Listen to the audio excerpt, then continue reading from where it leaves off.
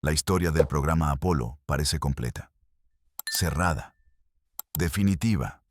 6 alunizajes tripulados, misiones numeradas, archivos abiertos, miles de horas de grabaciones y documentos técnicos que cualquiera puede consultar. En los libros, la cronología es limpia y termina con el Apolo 17. Después de eso, silencio. Presupuesto reducido, interés político desaparecido, cambio de prioridades. Así se explica oficialmente el final de la exploración lunar tripulada. Un cierre lógico, ordenado, demasiado ordenado. Porque cuando se observan los datos con más atención, empiezan a aparecer grietas, no grandes titulares, no confesiones ocultas, sino algo mucho más inquietante. Inconsistencias técnicas, fechas que no encajan entre documentos oficiales, contratos industriales que continúan activos cuando el programa ya debería haber terminado, referencias internas a misiones futuras que no aparecen en ningún resumen público. En ingeniería y en ciencia, este tipo de señales no se ignoran. Los grandes programas no desaparecen limpiamente. Cuando una misión se cancela, no se evapora. Deja rastros, siempre. Y aquí surge una pregunta incómoda. ¿Es posible que haya existido una misión del programa Apolo que nunca llegó al público? ¿Una misión planificada, numerada y luego eliminada del relato oficial? La pregunta tiene un nombre concreto. Apolo 21. No como mito, no como teoría conspirativa, sino como un posible proyecto interno, previsto dentro de la planificación real del programa y posteriormente cancelado, absorbido o reetiquetado. Este podcast no parte de una afirmación, parte de una anomalía. Porque cuando algo nunca existió, no deja huellas coherentes. Pero cuando algo existió y fue borrado del relato, lo que queda no es el vacío, sino el silencio técnico. Listas de hardware que no encajan con las misiones conocidas. Pruebas de sistemas que no volaron en ninguna misión oficial. Presupuestos asignados a desarrollos que no figuran en los informes finales. Numeraciones que saltan sin explicación clara. Nada de esto prueba, por sí solo, la existencia de una misión secreta. Pero en conjunto plantea una duda legítima. Para entenderla, primero hay que desmontar una idea muy extendida. Que las misiones Apolo se numeraban únicamente cuando iban a volar. Eso no es cierto. Los números del programa Apolo representaban planes, configuraciones técnicas, objetivos científicos y escenarios futuros. Muchas misiones numeradas nunca despegaron. Algunas cambiaron de número. Otras fueron canceladas antes de hacerse públicas. El programa Apolo no fue una línea recta. Fue un sistema vivo, sometido a presión política, decisiones de emergencia, accidentes, recortes presupuestarios y reorganizaciones constantes. En ese contexto, una misión cancelada no sería una anomalía. Sería algo esperado. La verdadera anomalía sería que no quedara ningún rastro. Y sin embargo, los rastros están ahí. Dispersos, técnicos, silenciosos. Este episodio no promete revelaciones espectaculares ni verdades ocultas de película. Promete algo más perturbador. Un análisis tranquilo de datos que no encajan del todo con la historia simplificada. A lo largo del podcast, examinaremos cómo se planificaban las misiones Apolo, cuántas estaban previstas originalmente, cuáles fueron canceladas oficialmente y qué patrones deja siempre una misión abortada. Separaremos hechos confirmados de zonas grises. Diferenciaremos lo demostrable de lo probable y lo probable de lo imposible.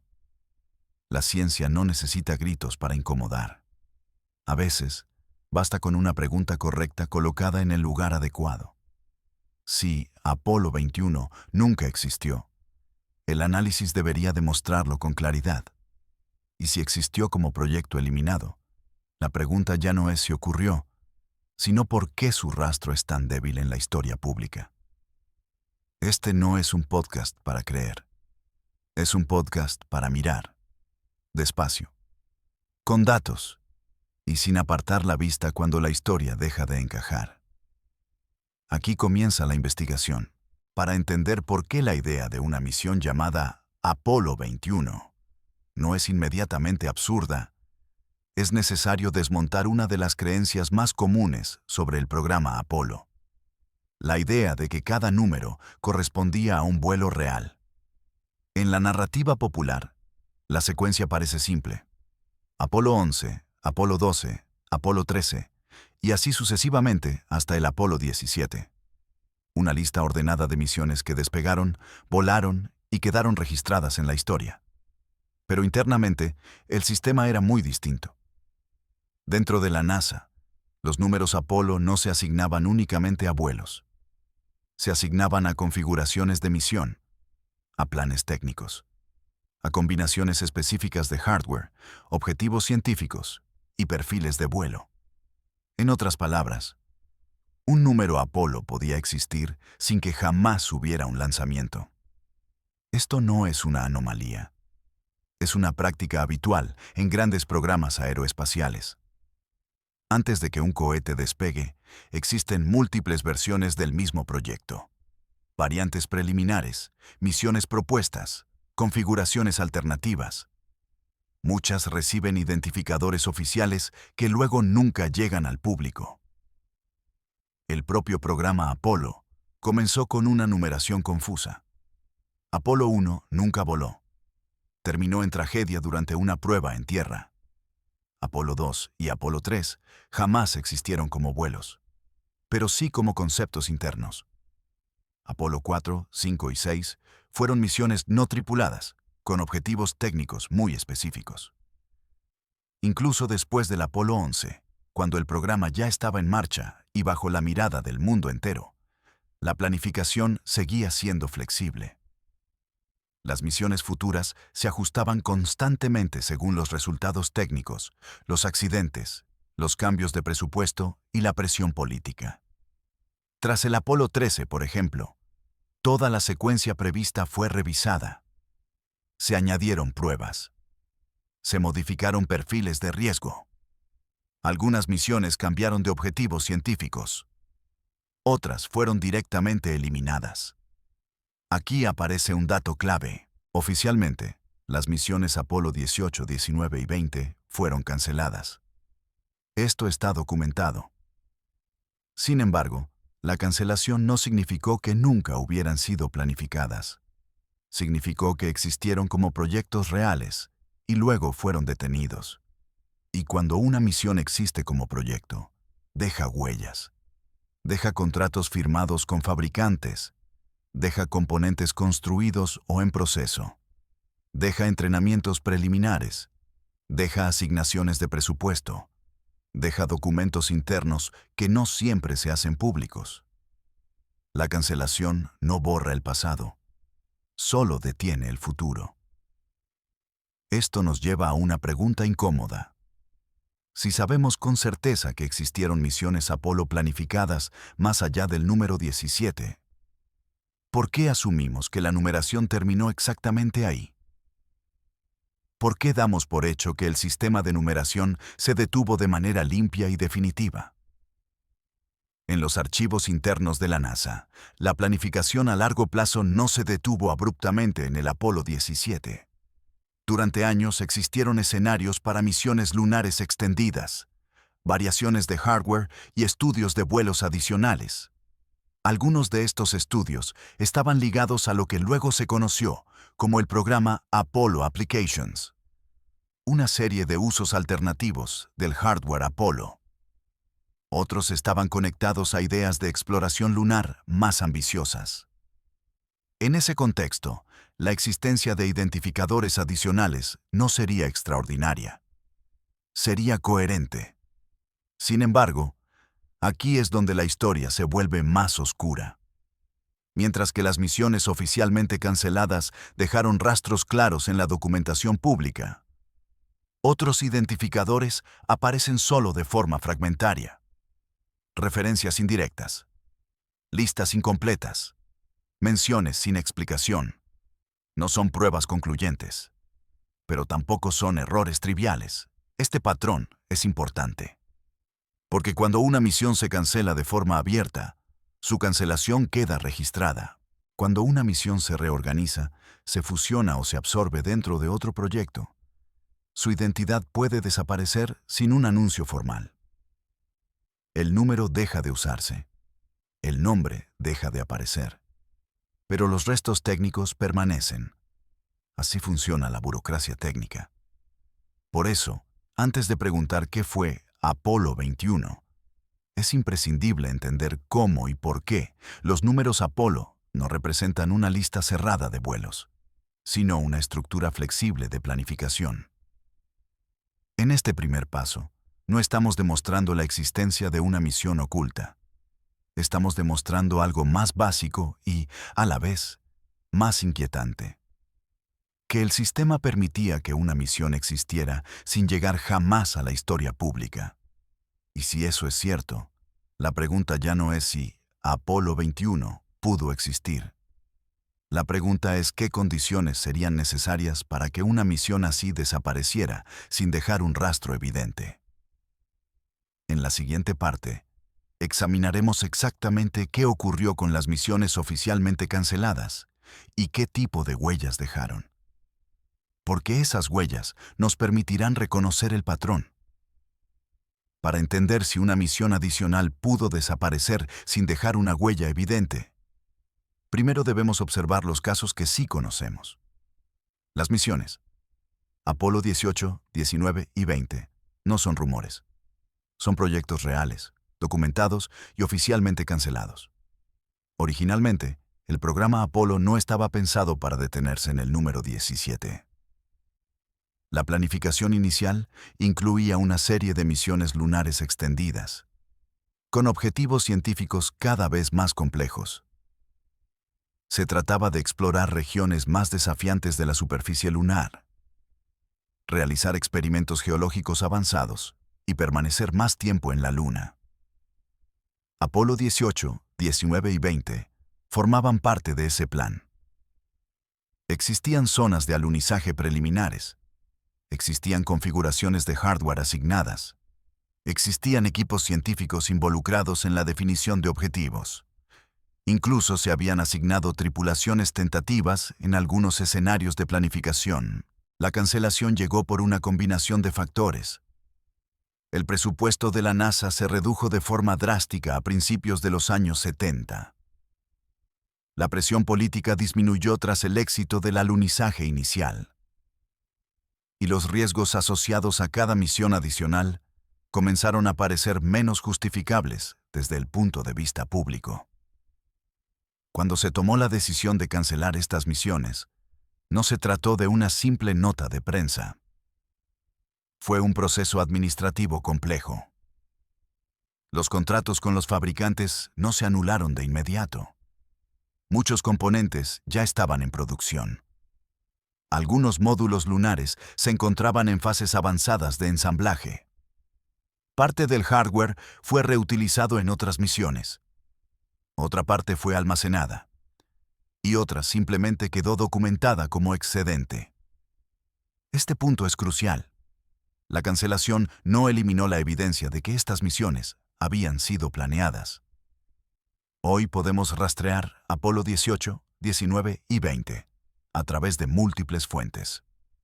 Informes internos, registros presupuestarios, fotografías de hardware identificado con numeraciones específicas, testimonios de ingenieros y astronautas que participaron en su planificación.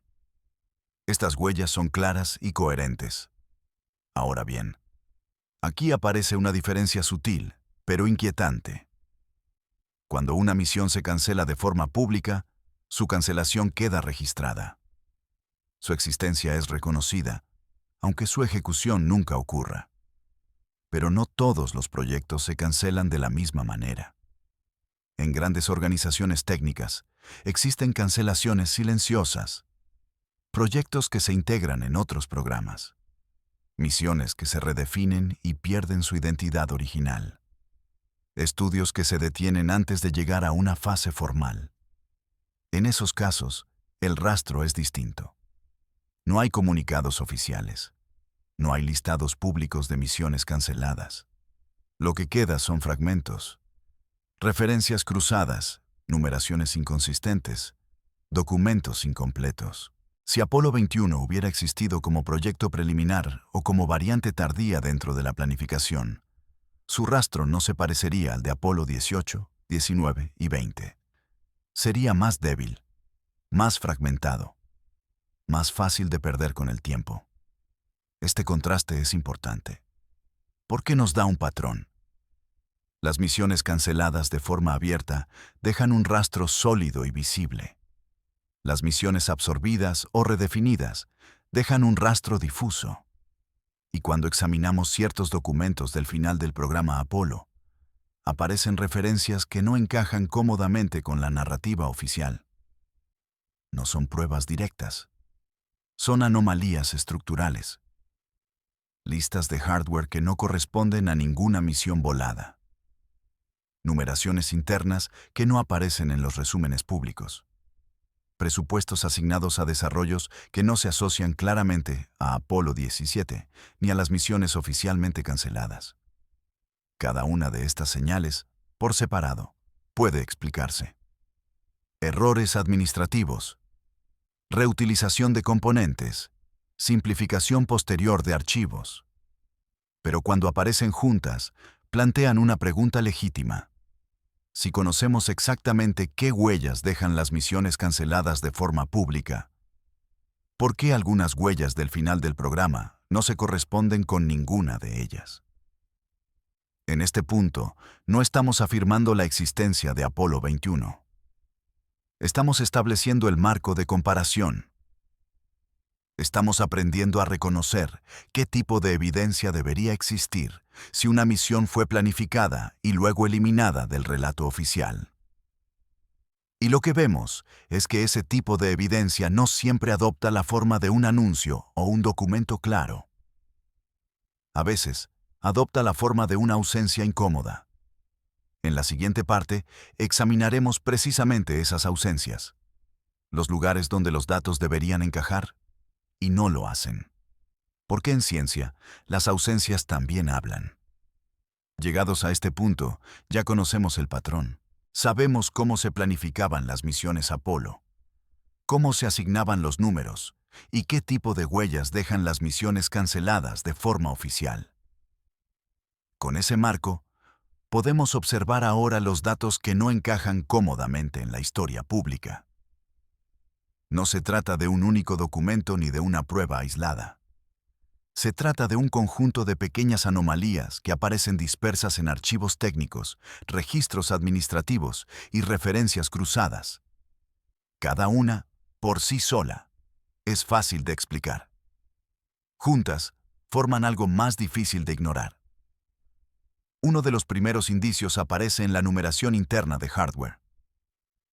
Componentes del programa Apolo, módulos, sistemas de soporte vital, configuraciones de pruebas. Aparecen en registros con secuencias que no se corresponden directamente con las misiones voladas, ni con las oficialmente canceladas. En la mayoría de los casos, estas discrepancias se explican por reutilización. Un módulo construido para una misión cancelada puede terminar asignado a otra. Sin embargo, hay registros donde esa reasignación no queda clara. El número existe, pero su destino final no aparece documentado. Otro indicio surge en los calendarios de pruebas. Durante los últimos años del programa Apolo, ciertas campañas de pruebas se extendieron más allá de lo que sería necesario para las misiones conocidas. No se trata de meses, sino de ventanas completas de planificación que parecen preparadas para algo más.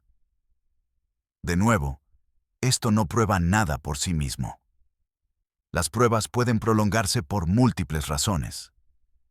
Pero cuando se comparan con los calendarios de misiones activas, surgen huecos difíciles de justificar. También existen referencias indirectas en informes presupuestarios.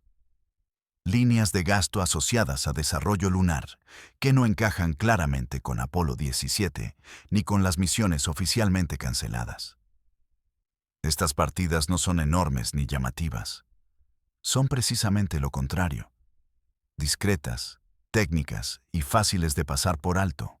Este tipo de financiación es típica de proyectos en fase temprana o de transición, demasiado avanzada para ser solo un estudio teórico, demasiado limitada para corresponder a una misión completa anunciada públicamente. A esto se suman testimonios fragmentarios de ingenieros y personal técnico. No declaraciones explícitas, sino comentarios marginales, entrevistas retrospectivas y notas que sugieren trabajos en proyectos que no llegaron a volar y que no se ajustaban del todo a las misiones conocidas. Estos testimonios son difíciles de evaluar. La memoria humana es imperfecta.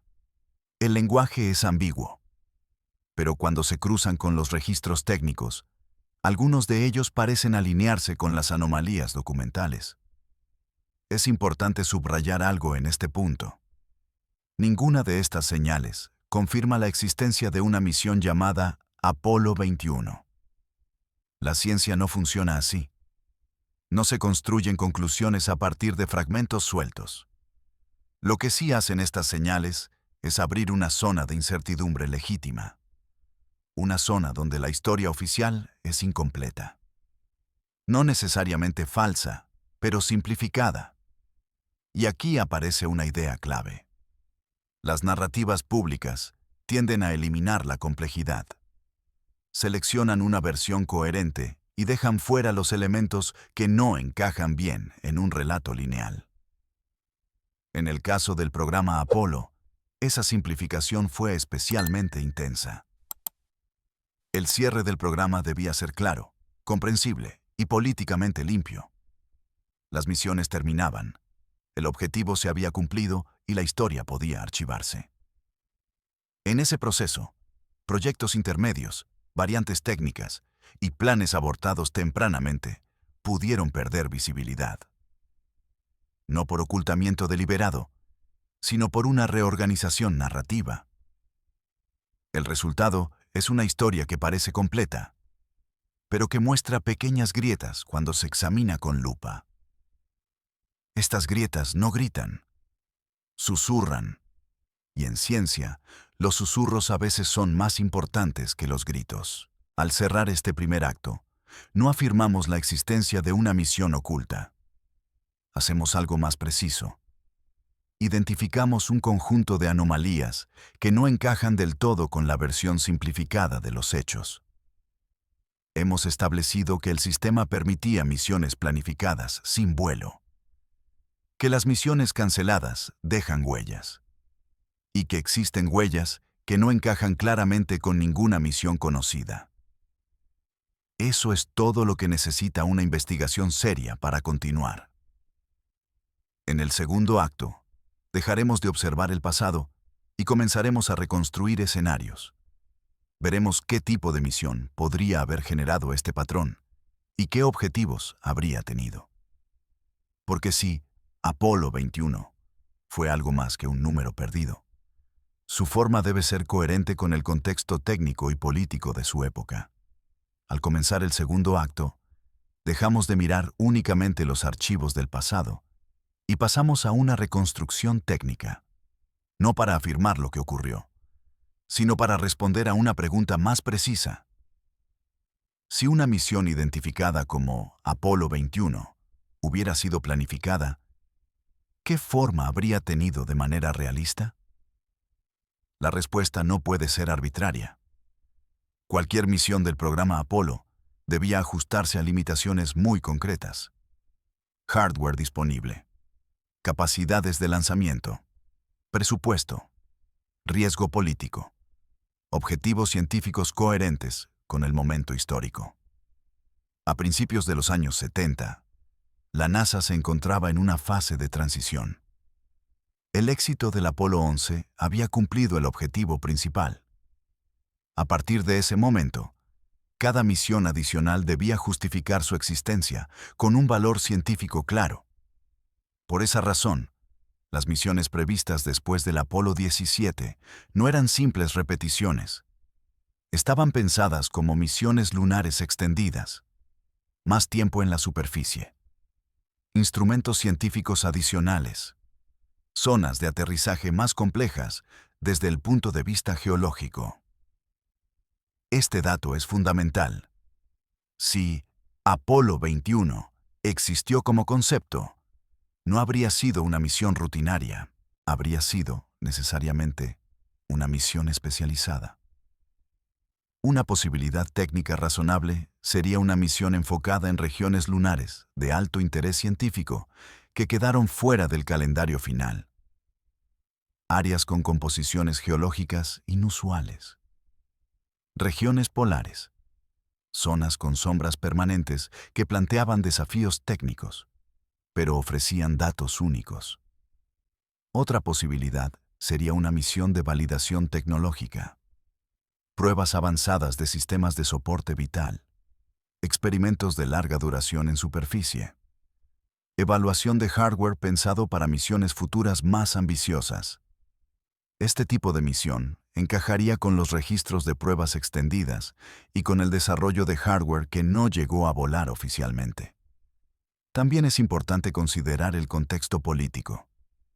En ese periodo, la presión pública por nuevas misiones lunares disminuía rápidamente. Sin embargo, dentro de la NASA y de la comunidad científica, el interés por aprovechar al máximo la infraestructura existente seguía siendo alto. Esto genera una tensión clásica, técnicamente posible, científicamente valioso, políticamente difícil de justificar. En ese tipo de contexto, las misiones pueden quedar atrapadas en una zona intermedia, lo suficientemente avanzadas como para generar trabajo real, pero no lo suficientemente visibles como para convertirse en compromisos públicos. Desde el punto de vista administrativo, esto puede traducirse en proyectos que avanzan bajo identificadores internos, sin una presentación formal al público. Aquí aparece una hipótesis de trabajo, no una conclusión. Apolo 21 podría haber sido una designación interna para una variante tardía del programa, pensada como misión científica avanzada o como puente hacia futuros programas. Si este fuera el caso, su cancelación no habría requerido un anuncio público. Bastaría con redirigir recursos, absorber el hardware en otros proyectos y cerrar el expediente internamente. Esto explicaría por qué las huellas serían técnicas, pero no narrativas. También explicaría por qué no existe una historia clara asociada al nombre. Porque el nombre nunca llegó a salir del ámbito interno.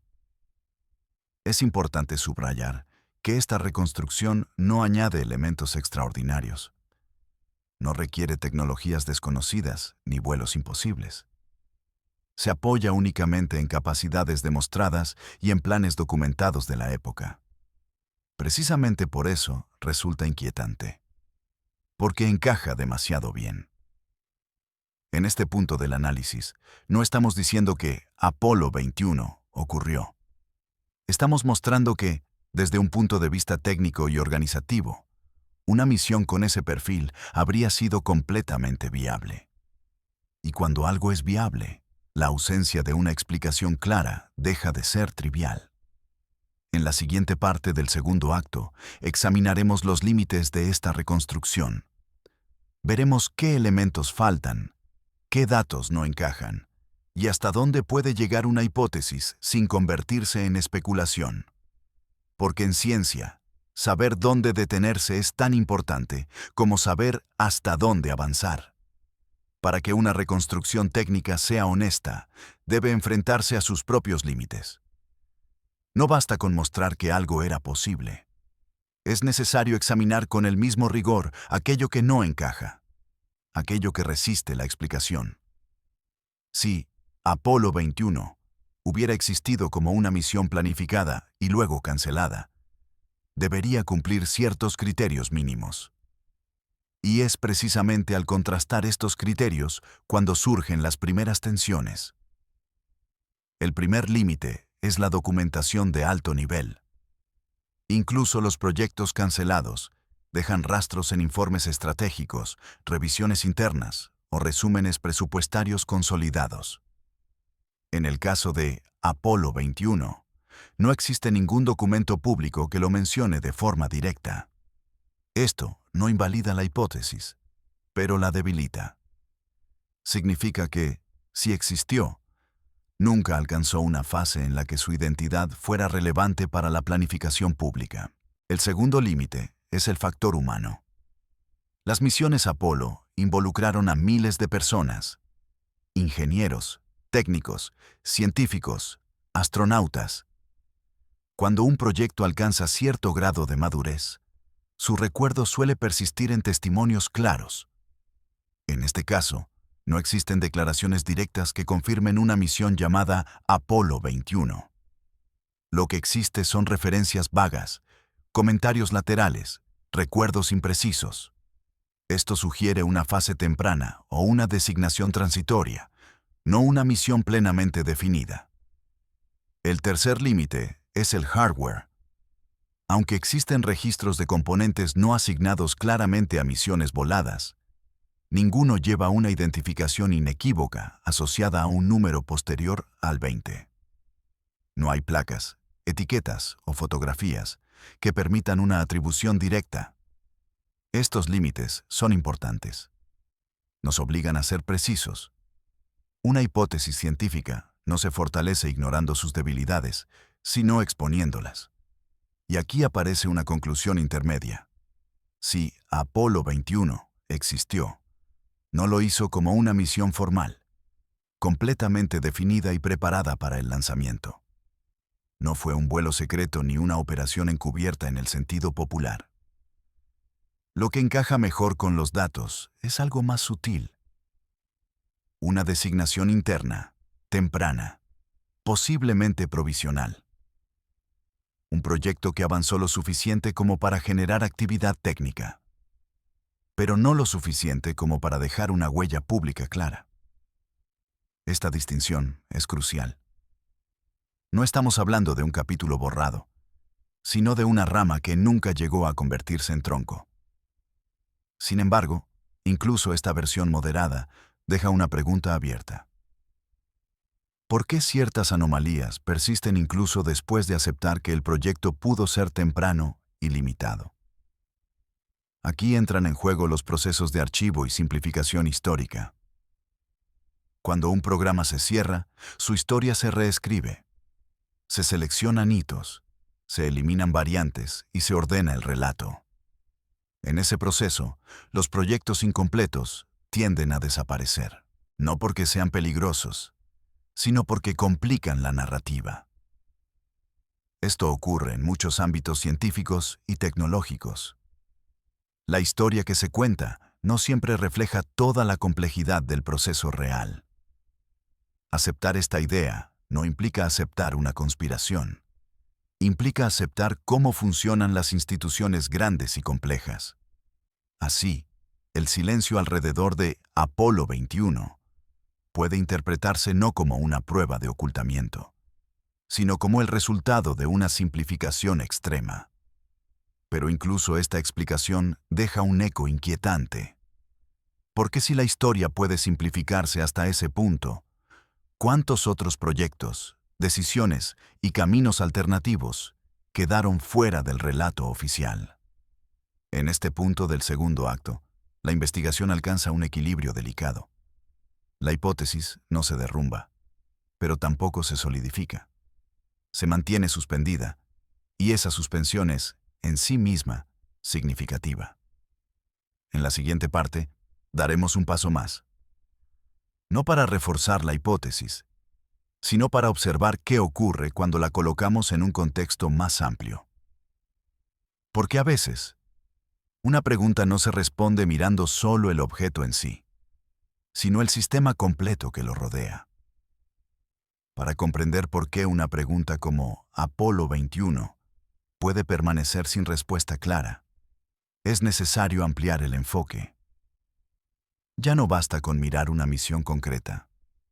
Hay que observar el sistema completo que la rodea. Las grandes instituciones científicas y técnicas no funcionan como archivos históricos. Funcionan como organismos orientados a objetivos. Su prioridad no es preservar cada variante del pasado, sino avanzar hacia el siguiente paso. En ese proceso, la información se selecciona. Cuando un proyecto se completa con éxito, su historia se documenta con detalle. Cuando un proyecto fracasa de forma visible, también deja huellas claras. Pero cuando un proyecto se detiene de manera temprana, silenciosa o administrativa, su rastro tiende a diluirse. Esto no es exclusivo de la NASA. Ocurre en programas espaciales, en grandes aceleradores de partículas, en desarrollos tecnológicos militares y civiles. Las variantes descartadas rara vez reciben un capítulo propio. Con el paso del tiempo, los archivos se reorganizan, los sistemas cambian, los formatos se actualizan, parte de la documentación se consolida, parte se descarta por considerarse redundante. Lo que sobrevive no siempre es lo más completo. A menudo es lo más conveniente. En el caso del programa Apolo, esta dinámica fue especialmente intensa. Se trataba de un proyecto gigantesco, costoso y profundamente político. Su cierre debía ser claro y simbólico. Una narrativa limpia era funcional. Apolo 11 cumplió el objetivo histórico. Apolo 12 confirmó la capacidad. Apolo 13 demostró resiliencia. Apolo 15, 16 y 17 ampliaron la ciencia. El programa podía cerrarse con dignidad. En ese relato, las variantes incompletas estorbaban. No aportaban gloria. No aportaban claridad. Solo añadían complejidad. Desde esta perspectiva, la desaparición de identificadores, estudios o designaciones internas no requiere una decisión explícita de borrado. Basta con no promoverlos a la historia oficial. El resultado es un silencio estructural. Un silencio donde los datos no faltan del todo, pero tampoco se conectan. Este tipo de silencio es difícil de detectar porque no deja un vacío evidente. Deja fragmentos aislados que, sin contexto, parecen irrelevantes. Pero cuando se reconstruye el contexto, esos fragmentos empiezan a alinearse. No para contar una historia secreta, sino para mostrar que la historia pública es una versión resumida de un proceso mucho más complejo. Aquí aparece una idea inquietante. Si una institución puede perder versiones enteras de su propio proceso sin mala intención, entonces la ausencia de una misión en la narrativa pública no garantiza su inexistencia como proyecto. Garantiza solo que no fue considerada relevante para el relato final. Esta idea no acusa, describe, y al describirla, nos obliga a replantear cómo interpretamos el pasado tecnológico. No todo lo que ocurrió quedó registrado de forma visible. No todo lo que se planeó mereció una nota al pie. Y no todo lo que fue cancelado dejó una huella clara. El programa Apolo, visto así, no es una línea cerrada, sino un árbol con ramas podadas. Algunas ramas se recuerdan, otras no. Al cerrar este segundo acto, la investigación alcanza un punto de máxima tensión tranquila. No hay revelación, no hay prueba definitiva, pero hay una comprensión más profunda del sistema. Ya no preguntamos solo si Apolo 21 existió. Preguntamos si el sistema en el que pudo haber existido permitía que algo así desapareciera sin dejar una historia clara. Y la respuesta, basada en cómo funcionan las grandes instituciones, es incómodamente afirmativa. En el tercer acto, daremos el último paso. No para resolver el misterio, sino para entender qué significa.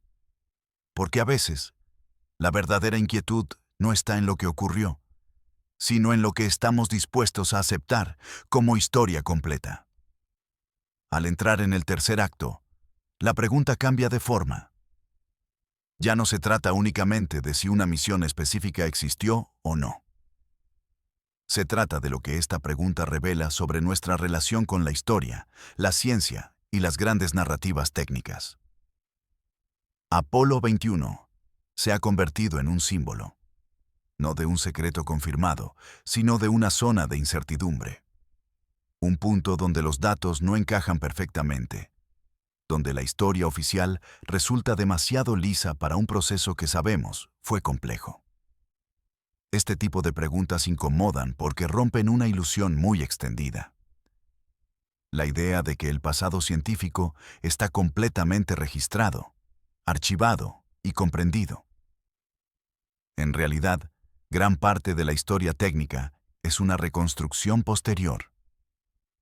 Los programas científicos no se diseñan pensando en los historiadores del futuro. Se diseñan para resolver problemas concretos bajo presión de tiempo, recursos y política. Lo que queda registrado es aquello que sirve a esos objetivos. Desde esta perspectiva, no sorprende que algunos caminos desaparezcan. Proyectos alternativos, variantes técnicas, misiones que nunca llegaron a formalizarse por completo. La pregunta, ¿existió Apolo 21? No exige una respuesta binaria. No es un sí o no. Es una invitación a observar cómo se construyen las certezas. Incluso si nunca existió una misión con ese nombre, el análisis ha demostrado algo importante. Que el sistema permitía la existencia de proyectos reales, que podían desaparecer sin dejar una huella clara en la narrativa pública. Esto no debilita la historia del programa Apolo. La hace más humana. Muestra que incluso los mayores logros tecnológicos están rodeados de decisiones incompletas, planes descartados y alternativas que nunca llegaron a materializarse. En ese sentido, Apolo 21 funciona como un espejo. Nos obliga a aceptar que el conocimiento no es una lista cerrada, sino un proceso continuo de selección y reinterpretación. También nos recuerda que la ciencia avanza no solo por lo que se confirma, sino por lo que se cuestiona. Las preguntas incómodas no son una amenaza, son una herramienta. Cuando aceptamos que algunas respuestas permanecen abiertas, la historia deja de ser un monumento y se convierte en un campo de estudio vivo. Este cambio de perspectiva es esencial. Nos permite apreciar el programa Apolo no solo como una secuencia de éxitos, sino como un sistema complejo, lleno de tensiones y decisiones invisibles. En este punto, la inquietud ya no proviene de la posibilidad de una misión borrada. Proviene de algo más profundo. Proviene de reconocer que nuestra visión del pasado está siempre incompleta, y que esa incompletud no es un fallo. Es una consecuencia natural de cómo funciona el conocimiento. En la última parte, cerraremos este recorrido con una reflexión tranquila. No para cerrar la pregunta, sino para dejarla en el lugar correcto, porque algunas preguntas no buscan una respuesta definitiva. Buscan enseñarnos cómo mirar. Llegamos al final de este recorrido sin una revelación espectacular. Y eso no es una carencia. Es, en sí mismo, el resultado más honesto. Después de observar documentos, patrones administrativos, límites técnicos y silencios institucionales, queda claro que la pregunta por Apolo 21 no se resuelve con una frase definitiva. No hay un archivo perdido que lo confirme todo. No hay una prueba única que cierre el caso. Lo que hay es algo más sutil. Hay un sistema que permitió planificar más misiones de las que finalmente volaron. Hay evidencias claras de proyectos cancelados y, junto a ellas, zonas grises donde los datos se vuelven fragmentarios. Hay un proceso histórico que, al cerrarse, simplificó su propio pasado. En ese contexto, la ausencia de una misión en la narrativa pública no equivale necesariamente a su inexistencia como proyecto. Equivale a una decisión de relevancia histórica. La ciencia y la ingeniería no avanzan siguiendo relatos perfectos. Avanzan mediante iteraciones, correcciones y descartes. Muchas de esas decisiones no se consideran dignas de memoria. Simplemente se dejan atrás. Apolo 21 puede haber sido una de esas decisiones, o puede no haber existido nunca. Ambas posibilidades conviven de manera coherente con los datos disponibles. Y esa coexistencia es importante, porque nos recuerda que el conocimiento no es una colección de certezas absolutas. Es un equilibrio entre lo que sabemos, lo que inferimos y lo que aceptamos no saber. Cuando escuchamos historias de misiones perdidas o capítulos borrados, solemos buscar una verdad escondida. Pero a veces, la verdad no está escondida, está dispersa. Está en documentos técnicos, en presupuestos, en decisiones administrativas, en silencios que no fueron diseñados para engañar, sino para avanzar. Al aceptar esta idea, cambia nuestra relación con el pasado científico. Dejamos de exigir respuestas finales y empezamos a valorar los procesos. El programa Apolo, visto así, no pierde grandeza. La gana. Se vuelve más real, más humano, más complejo. No fue solo una serie de éxitos alineados. Fue un entramado de planes, cancelaciones, riesgos y elecciones que dejaron huellas desiguales. Sí, Apolo 21 fue uno de esos caminos que no prosperaron. Su verdadera historia no es la del secreto, sino la del descarte. Y si nunca existió, la pregunta que lo rodea sigue siendo valiosa.